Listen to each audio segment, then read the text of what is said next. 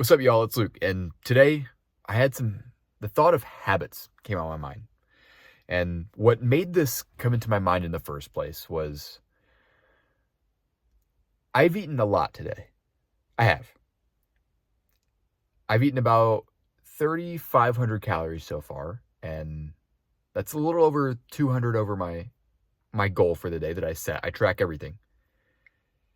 And I'm getting to the end of the day today. It's 9:02 p.m. right now. And I'm realizing that I'm hungrier now than I would be if I had just stuck to my calorie goal or even had been below it. And why is that? It's not because I'm physically hungry. It's because my mind is so addicted to food that I get the taste of it, and it's like I want to fucking black out and eat everything in the pantry. And I'm at the stage in my journey where it's not a worry for me. I will never do that again. But when I was 320 pounds, I had no resistance to that. And every single day I would get to the end of the day, I get to 8, 9, 10, 11 p.m. I'd eat dinner. Maybe I'd even have a little dessert with it too. And all I could think about was my next meal. I wasn't even hungry. I was just bored. And that's how I'm feeling right now. I'm bored. I just needed stimulation. I needed something to do, and food was always the first option for me. It was something that I've always struggled with my literal entire life. It was what led me to be fat, overweight, and unconfident in the first place. Was I just had no control over my binge eating and emotional eating. If I was bored, sad, frustrated, upset, it was food. And that's such a tough thing to break, but it all comes back down to your habits. Your habits will shape your life. And how do you shape your habits? Through your actions.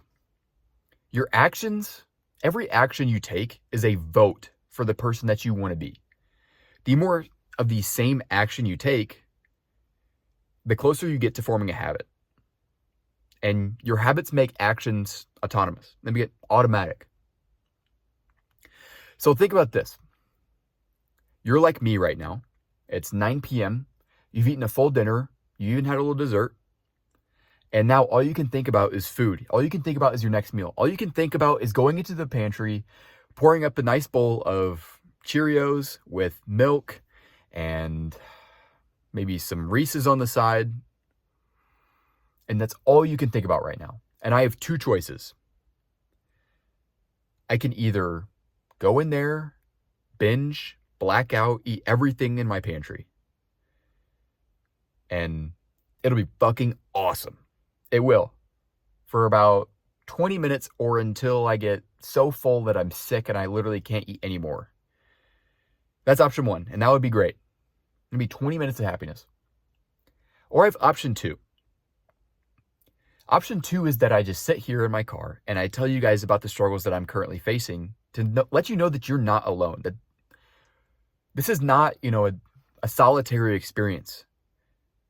So many people face these issues of food being a driving factor in their life and aren't at a point where I'm at to be able to resist these cravings. They never go away. I will tell you now. If you think that you're going to wake up one day and you're never going to want to binge eat and black out and literally eat everything in your pantry that tastes good, that urge never goes away. But your habits of what you do in the moment when you're faced with these decisions determine your strength, determine your willpower to say no, to choose option two, where you find something else to do besides eat. And every single time that you choose option two, you're making a vote for yourself to be the type of person who doesn't give in to urges, who doesn't give in to temporary urges. But on the contrary, if you use option one, and that's what you choose, then you're making a vote that you give into your urges, that you take the easy way out. You don't delay gratification. And that goes farther than food. If you're not delaying gratification with your food, chances are you're not delaying gratification in other areas of your life. Chances are you're not working as hard as you know you can be because it sucks in the moment. You know it'll pay off in the end. but you can't make that sacrifice. And it's the same exact thing with food. That's why losing 100 pounds of fat, has allowed me to excel in all other areas of my life. My relationship has got better. My career has got better. I'm able to just wake up with energy better because I chose to go to bed at a good time and delay that gratification into the next day. I could stay up until 1 a.m. every night, no problem. But when I still have to wake up at 6 a.m. the following morning, I'm going to feel like shit. It's about making the sacrifices in the moment. The actions you take are a direct vote for the person you want to be, but the good thing is they don't have to be unanimous. It's okay to fuck up. It's okay to face roadblocks, to have setbacks. It's okay to choose option one where you go in and you take down the whole pantry. It's okay if that's 1/20th of the time. Your actions do not have to be unanimous. You don't have to be perfect. But the majority vote is what determines who you are. If the majority of the time you are delaying gratification, you're choosing option two, you're choosing to not reward yourself for staying comfortable and reward yourself for taking down the whole pantry at once. When you choose that, the majority of the time, you're forming yourself into a person who can delay gratification, into a person who has known what it takes to truly change their life. Because this goes so many levels deeper than just the food that you would eat versus you not eat. We can even frame the decision further. It's either option one, where I go in the pantry and I eat everything that tastes really fucking good right now. And that's 20 minutes of gratification.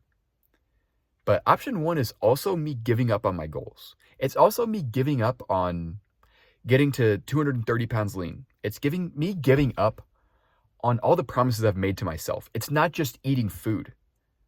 It's actively breaking promises to myself. And that's the way you have to frame it. If you can't just choose to delay gratification just by the nature of that, if you can't just do it by the principle of, well, I'm going to delay gratification because I know it will make me feel better later, you have to frame it as the decision versus your goals. It's not a decision versus the other side of the decision. It's not eating food versus not eating food. It's not eating food versus never reaching your goals, versus building the habit of you not ever getting to the body and the confidence that you know you can get, the body that you've dreamed of, the confidence to take your shirt off in front of other people, something that I struggled with my entire life. But now I go for shirtless runs around the neighborhood. All because I learned how to delay gratification. I learned that my actions form my habits and my habits form me. And that when decisions are truly hard, it's best to frame them as the good decision versus not reaching your goals. It's not the good decision versus your bad decision. It's the good decision versus not reaching your goals. And that's something that really has helped me break my emotional and binge eating. Something that I struggled with for over a decade. Something that held me back in my collegiate sports career. I was a college offensive lineman, and I used that as an excuse to eat whatever I wanted to. When I would get to these decisions late at night of whether to binge or not, I would say, well, I have to make weight. And every time that I did that, I chose to not be the best version of myself, to not put good fuel in my body. And every time that I did that, the next day I would have a shitty practice. The next day I would have no energy when I wake up. I would feel like a fucking sack of shit. And I would always just make the excuse of, well, I have to make weight, or, well, I deserved it because I worked hard. I don't have time to make something healthy. I don't have the energy to do this. I don't have the money to do this. None of that matters. If you decide to make a promise to yourself and you decide to keep it, it doesn't matter what comes in the way. You will succeed. The only way that you're going to fail is if you give up. Failure and setbacks are different. Failure is giving up on yourself. Setbacks are things that you fuck up. Setbacks are fuck ups. Success is determined by your ability to learn from your setbacks. And a lot of times, learning from your setbacks is its own habit. That's why habits form you.